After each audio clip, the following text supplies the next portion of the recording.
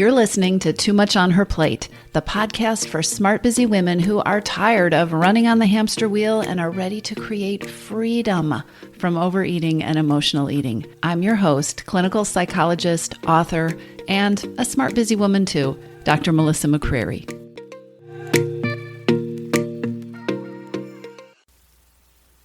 Hello, everybody.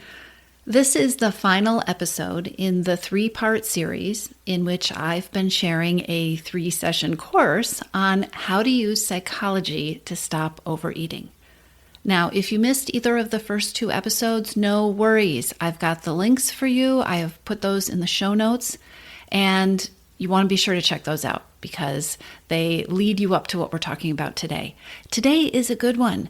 Today, I'm going into depth about the 4 essential tasks that you need to create lasting freedom from overeating.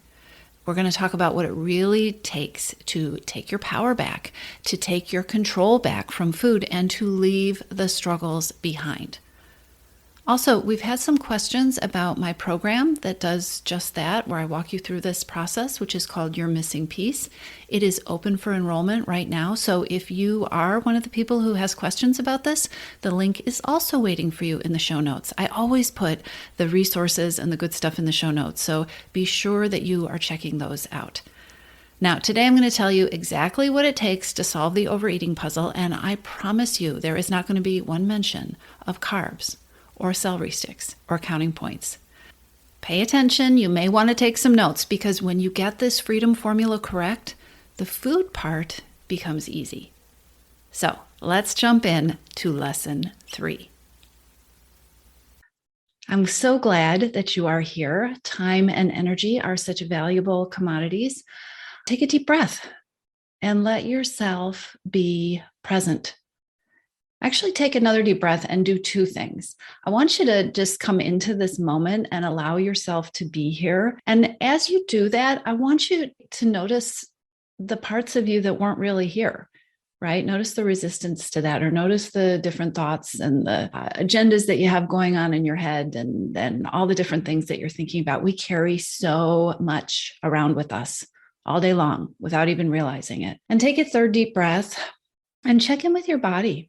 And notice what you know about what you're feeling in your head, in your brain, what kind of thoughts you're having, but also just come into your body and notice what your body is feeling like, whether there is tension or relaxation, or whether you need to get a more comfortable seat, get in a more comfortable position for the time that we're going to spend together.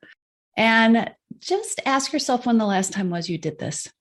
Was it seconds ago or minutes ago or hours ago? And know that you won't be alone if it was days ago. This series about how to harness the power of your brain and how to use psychology to really, finally, completely take your power back from habits you don't like with overeating and emotional eating. Everything that we are talking about pivots on paying attention and being present, right? Because when we are not present, when we're not paying attention, our brain and our thoughts and our beliefs own us.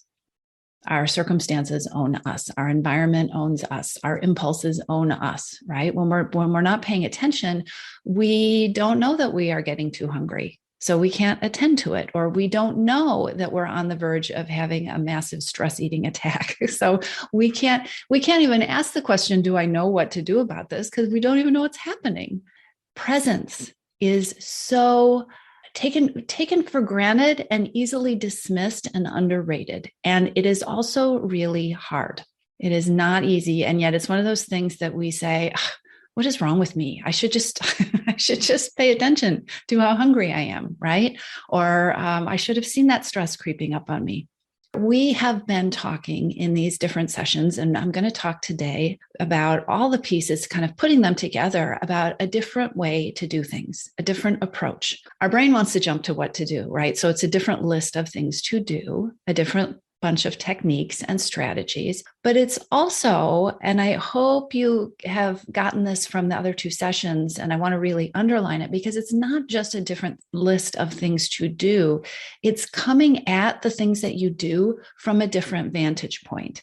It's not looking at the food through these diet mentality goggles, right? It's like taking those goggles off and putting on a different set of glasses, having a different perspective, coming at things from curiosity and with self-compassion instead of self-judgment and self-blame, and you just need to be tougher on yourself and that kind of stuff, right? Here's the thing about our brains. Our brains are trying, the default function of your brain is to keep you safe.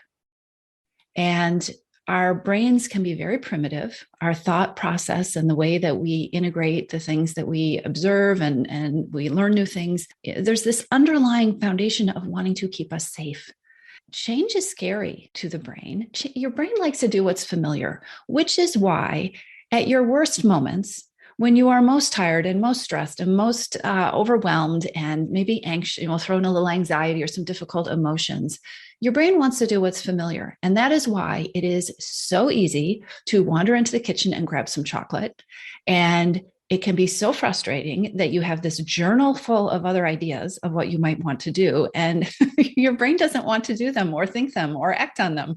The things that we are talking about in this series, on the one hand, it is so here's what's normal. It is normal if there's a part of your brain that's like, oh my God, this is so cool, or this is so interesting, or I love this, or this feels very freeing. I like this a lot. And then it's also normal if there is another part of your brain that doesn't quite get it or feels confused by it or wants to push back and tell you how impossible it is. Or it all may sound very good. Have you ever had that experience where you read a book or you go to a conference or you come to something like this and it all sounds really good, and then you disconnect from it and you're not even like, you start to question it, like, what did we really talk about?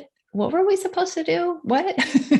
Does that sound, have you had that experience, or it just disappears after a weekend, you wake up and you just go back to your normal life? That is your brain. And one piece of that is your brain trying to protect you by going back to the old way that your brain thinks is safe. Part of what I'm going to do today in talking about the pieces of things is talking not just about, okay, so here's some things, but talk about how you can really integrate these into your life, how you can get the help and the support that everybody needs to really, truly change your thinking and change your beliefs and change your approach and change the way you deal with yourself and your feelings and with food, so that what you end up with is a different, transformed relationship with food, and not another 3-week thing you tried to do that leaves you feeling like, well, I couldn't do that either.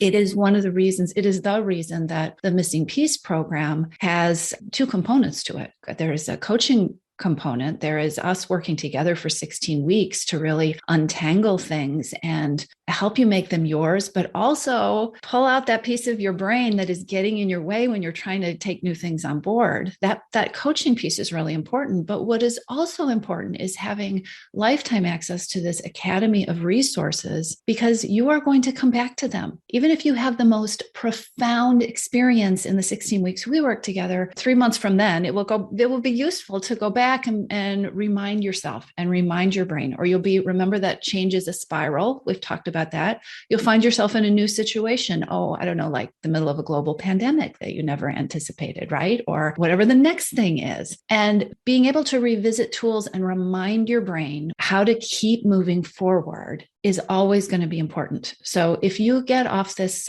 session today, or you get done listening to this series and you feel like you're not quite there yet, I strongly want to encourage you to take a look at the Missing Piece program. But I also want you to remind your brain that this is not a one-shot process.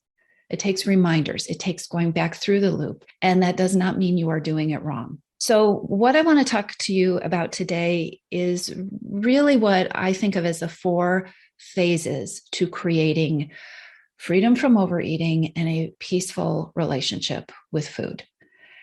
If you have listened to me a little bit, you're probably getting the sense that I'm not a linear person. I am not okay, we do this, and then we do this, and then we do this. Sometimes we do that. But it is always, life just happens in this spiral. And I will talk about that forever and ever and ever. There are 4 phases to this process. There is absolutely one that comes first, and it's not one and done.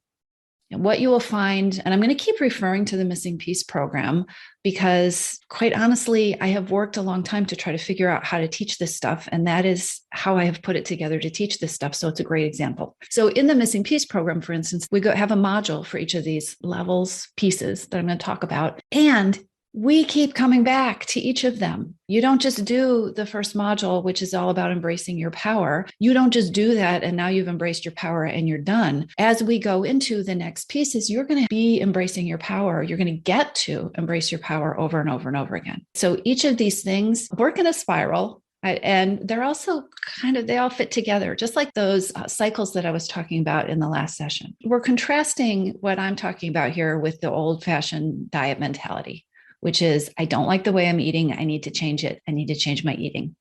And how's that working for you? This is the place where your brain's like, okay, well, that does make sense. And that's what we should do. And what are we going to do about the food? We need to sharpen our axe.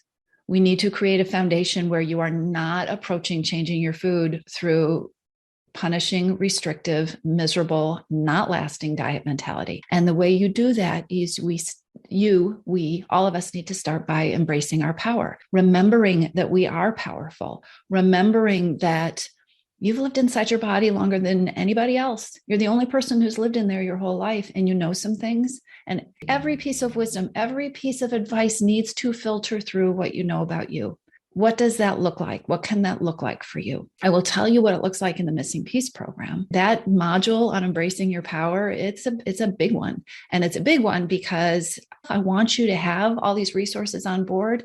And this is the fundamental learning that you're going to come back to over and over and over again as you go through all the other phases of creating freedom from overeating. So the very first thing we do in embracing your power is a detox, which is not a juice cleanse, but it's a mental detox. And it's really taking a look at all the crap and the baggage and the shoulds and the have tos that have overloaded your brain, and really getting discerning about what is helpful for you right now, what is overload, what is just in your own personal world, what is garbage. What is the advice that is never going to work for you? What is the thing you've been trying to twist yourself up like a pretzel trying to do that is never going to work for you? Part of embracing your power is giving yourself permission to let some of that crap go. Let all of that crap go, right? So we start with a detox, and then we kind of come from a different direction and we look at motivation, because when it comes to changing your relationship with food, a lot of motivation isn't very motivating.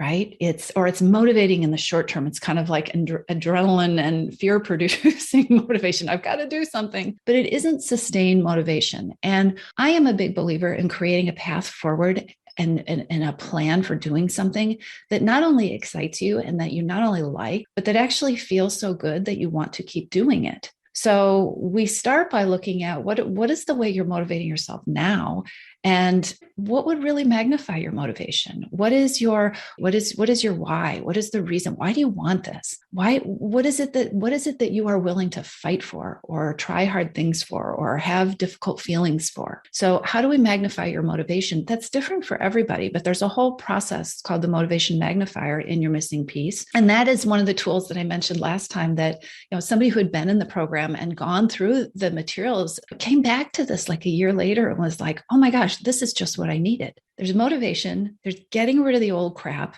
And one of the other key pieces in this first phase of embracing your power is remembering what makes you unstoppable. And I know there's some people here on the call who are in the program, and I see some reactions like we come back to your unstoppability over and over and over again. And this is not this fake affirmation thing, right? Where you smile, you plaster on the smile in the mirror and you say, I am unstoppable. It's really connecting with who you are, because every single one of us has done amazing things and is unstoppable. And nothing makes you forget that like going around this hamster wheel with food and weight and overeating and emotional eating a few times. Nothing makes you forget how unstoppable you are like diet mentality and a list of food rules that don't fit you and that make you miserable and that you can't follow. But you are unstoppable. When you approach things through your special superpowers and with your special lens, You are unstoppable. And that is the secret sauce to creating freedom from overeating. It is doing it your way, which probably, if you are like 99.9% of the women on this planet, nobody has ever taught you how to do. And that is how you leave the struggles behind instead of continuing to feel like you have to be in control every single day. So embracing your power is hugely important. There's some other stuff we do in module one. I'm laughing because I'm like, you get your first introduction to spiralosity, which by the way is a huge part of the program, but like there's so much in module one. The other thing that we do in module one that I think is important is so much of diet mentality is like taking on everything at once. Like, I've just got to change my eating. And part of embracing your power and knowing yourself is being reasonable with yourself and one of the things we do in module one is get really strategic about where are the places for you to focus your energy, where you're going to get the biggest payoff, or that make the most sense for you to target first, so that you can, again, back to motivation, you're doing it your way. You're doing it in a way that fits your life, but you're also doing results. They motivate us, right? It feels really good to be having an impact. And most of us, when we get strategic, there are some like narrow little places that if we focus our attention, instead of feeling like we need to, throw everything out in our kitchen and start completely over and give up 5 food groups that we love all at once, most of us can see some results and that feels really good. And then you want to keep going. So embracing your power, that is the very first phase. And that is the place for all of you to start. Do I feel powerful? Am I wrapped up like a pretzel? Am I trying to do stuff that just is not a fit for me? Am I doubting myself all the time? Am I really not motivated? Do I think I should change my eating, but I really just want to go to bed and pull the covers over my head? Then you have some work to do on motivation. So that's the first phase. The second phase, and it really does come second after this first phase, is ditching the diets. And that's where we start to really get more intimate with food. So ditching the diets means a couple of different things. It is the food piece, but it is also taking a look at what are the skills, or what are the new thoughts and beliefs, what are the new habits that you need so that you can make the kind of choices that you want to make with food. So one of the key pieces of that ditching the diets module that you want to look at, whether you're in your missing piece or not, it's called emotional confidence training. It's about how to deal with emotions that you don't know how to deal with, how to deal with feelings that feel so strong that all you want to do is push them down, or go flying out of the room and get away from them. Because again, back to that reason that you're eating, if you don't have tools and strategies and ways of negotiating the reasons that you're overeating, you can do all the playing around with the food on your plate that you want, but those reasons are going to come back and are going to always feel like they have power over you. So taking a look at emotions, getting you new skills and strategies. Another piece of that is working on those ideas of what can you do instead when you have cravings, when you feel triggered. It's great to have new insight, but what are some strategies? What can you do instead of walking into the kitchen? Or what can you do instead of eating all the chocolate or going to the vending machine? Another piece of ditching the diets is how can you use your brain differently? Much of what we've been talking about in these pop-ups is not about food, but it is about the power of your thoughts and your beliefs. And your thoughts and your beliefs impact your feelings. And I will tell you what, the thoughts and the beliefs that you have, which then generate how you feel about something, has everything to do with what kind of actions you take. And that goes, that is 10x when it comes to whether you go and eat or whether you don't eat, or whether you do some lovely self-care or whether you beat yourself up. So the part of ditching the diets, which is not in line with diet mentality, right? It's not about nutrition. It's about nutrition for your brain. It's about how are you managing your thoughts and your beliefs and your feelings. So strategies for feelings, strategies for thoughts, and then the part everybody's so excited about, which is strategies for food. Part of your missing piece is a kind of a library of how you can approach food, or policies you could set with food. How could you set up your own framework with food in a way that might or might not work for you? You get to test it out, but that is not a diet, that does not bring up those feelings of deprivation, does not feel like, okay, I could do this for 6 weeks, right? I know I can do this. I can do this. Like, how do we step out of all that kind of thinking and then give you some ways to put together your own little plan? Diet mentality is you have to be perfect. You have to do everything right. It's succeed or fail, right? It's all determined at the weigh-in. Freedom mentality is about you figure it out as you're going, and you're always taking your own pulse. So you're always noticing there are very few forever decisions. There is this working for me now? Is this something I want to do now? And so again, back to what I said at the beginning of this, being present with yourself so that you can take your pulse, so that you can notice what works, what doesn't work, that you can play with things. Those of you who are in the program, we talk a lot about playing with things, right? And experimenting and having fun with things, which is completely different from diet mentality. So how can you play with food to come up with a formula that works for you? And every single person who is listening to this will have a different formula. It's funny. Sometimes I'll be talking to a client or something will come up about a way that something I do when what I eat for lunch or something, or what I had for dinner. And sometimes there's this kind of leaning in like, well, what does she do? It doesn't matter. It really doesn't matter. Like, we all have little tips and tricks and things that might be helpful, but what you need to do is go back and filter that stuff through your inner wisdom and come up with that formula that just, this is the way of eating that lets you feel the way you want to feel. And it's the ride you want to be on until you shift it or change it. So that's ditching diet mentality.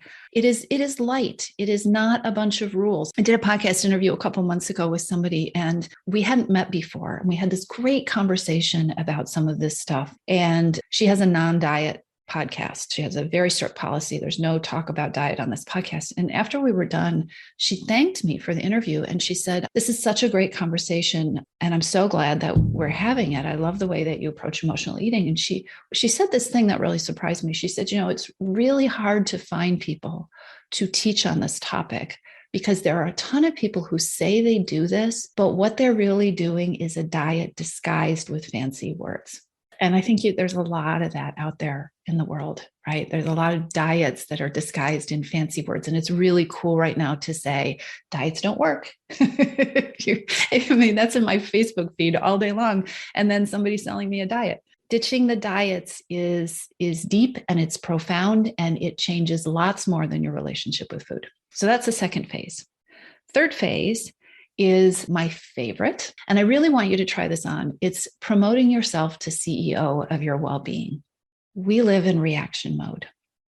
Diet mentality puts us in reaction mode and good student mode and doubting our own wisdom mode. We've been doing this all along through these different phases, but in phase 3, that's really where we really, you really take that unstoppable version of you and your CEO posture, and you start sitting at the head of the board table with your well-being and with your relationship with food and with your time and with your energy and with your life, right? And I'm not saying you're not doing that in so many ways, because you are successful and you've done great things, but so much of the stories that we have, so many of the stories that we tell ourselves about our overeating, they're based in powerlessness or a lack of ability. Well, I guess that's powerless, right? A lack of ability to make changes or something that can't be fixed.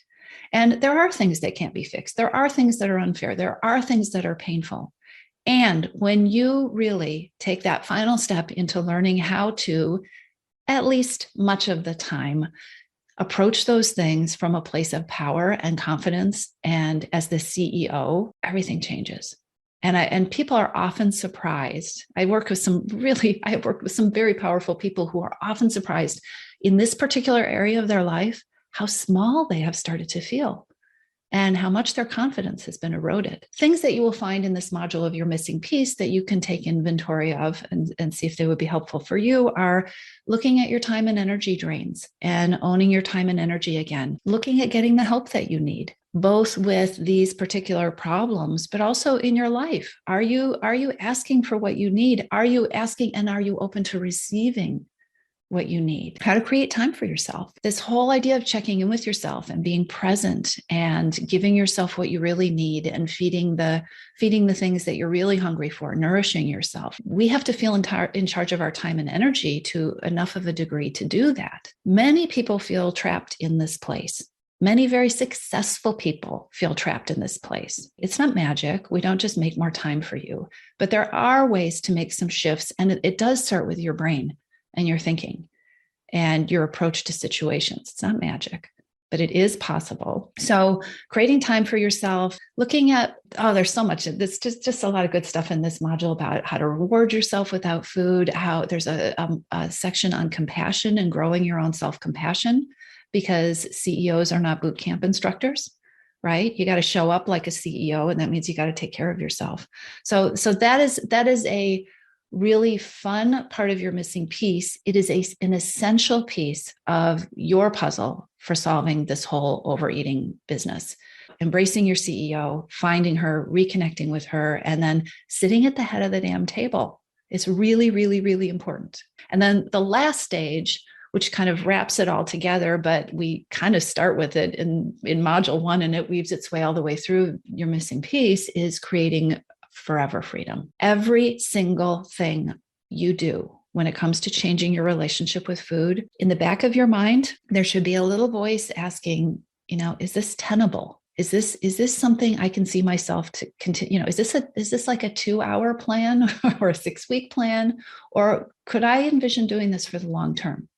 It doesn't mean that everything you are going to do is something you have to do forever, but we make these mistakes as high achievers, as high achievers who are impatient and who want big results fast, right? It's easy to jump into big dramatic things because in the moment, sometimes they feel good or they feel exciting and they're not sustainable. It's easy to not think about our real lives and have things that fit in our real lives. But there are also a lot of shoulds. I should be doing more. I should be taking on this thing. If I'm going to do this, I might as well do this. All sorts of thinking that end up leading to what we cover in a huge way in your missing piece in this module, which is all sorts of self-sabotage. There are so many ways that smart high achievers, that we get in our own way. I put myself in this camp. We get in our own way. We think we're actually just think the just do it mentality is one of the ones I could get on soapbox about, right? It sounds great. And yet sometimes it is such a path to self-sabotage and misery. But we tell ourselves it's something that makes us stronger. There's a whole family of kinds of self-sabotage that high achieving women are particularly good at. And one of the things that's really sneaky about them is that they're disguised as superpowers. So looking at self-sabotage is going to be really important. Being honest with yourself about what was missing the last time you tried something, or what there was too much of, or what didn't work. Giving yourself permission to create a plan that works for you. And again, to go back to that detox at the beginning there, right? To reject the stuff that doesn't. You don't have to do everything. One of the pieces that is so important, I want you to think about this now. If you want forever freedom, you need a plan that is going to encompass all the different kinds of you. You have motivated and inspired you. You have you that is so amazingly on track. You're blowing yourself away, right? But you also have you who wakes up on days and she just doesn't care. Or she's so frustrated, it just doesn't feel like it's worth it. And she has lost her motivation, right? Or you have you that just for some reason got totally off track and had a really bad day. Your plan needs to have like a container for that. What do you do? What do you do when you don't know what to do? What do you do when you feel stuck? What do you do when you feel unmotivated? Diet mentality tells you you have to be perfect. Diet mentality teaches that, well, do A, B, and C, and you will never feel that way again, right? And guess what? Think about the times when you have been successful for a while in some plan to change your eating, and then you weren't. That place where you weren't, that's the place to pay all the attention. And that is where you can start to use psychology and use your thinking and get really smart and strategic about what needs to be different. Why didn't it work there? I tell my coaching clients this all the time. Like when we get through that place where you feel like, this isn't working either. Oh, I shouldn't have done this. Oh, you know what? I just really need to go on a diet for a while. I just need to get the scale out. I just need to, like, that is the place when you can get through that place and own it, figure out how to do it differently, or figure out how something that is usually this mountain of what feels like failure can just be like a little blip and you can keep moving. That is the place where you have owned your relationship with food. Okay, so those are the 4 phases that I think everybody needs to have, and you have to focus on if you want to create real freedom from overeating. I feel pretty passionate, as I think you can probably tell, about the Missing Piece program and how we pull those pieces together. If you want more examples of what these pieces look like, go to the website for the Missing Piece program. The link, I can put it in the comments. Don't do it right now, but if you go through it and about like, I don't know, halfway down the page, there's a blue bar that says something like what's in each module, or here's what you, something like that. I think it's what's in each module. But there are like bullet points for each of these different phases. And it is what is included in the program, but these are great examples of what this looks like, what you need. And it is pretty normal to hear somebody talk about stuff like this and then tomorrow think, what does that even mean, CEO of your well-being? What the heck is that? So that can be a resource for you. And if your Missing Pieces is calling out to you, I'd love to have you in the program. Nobody thinks that tackling their overeating sounds like fun. Sometimes people have this goal in mind of where they'll get to, and they can kind of get excited about that. But at the beginning, coming from diet mentality, nobody thinks this can be fun. It can be fun. I think we have fun in your Missing Piece.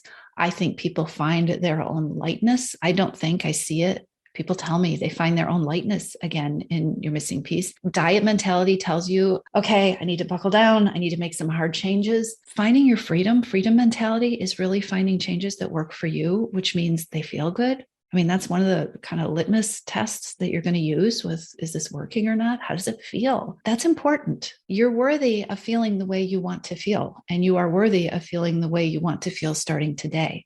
If this is for you, I would love to have you in your Missing Piece. I would love to hear questions if people want coaching, if there are things that came up. Oh, and I've got a question here. What is my opinion about the scales? All bad?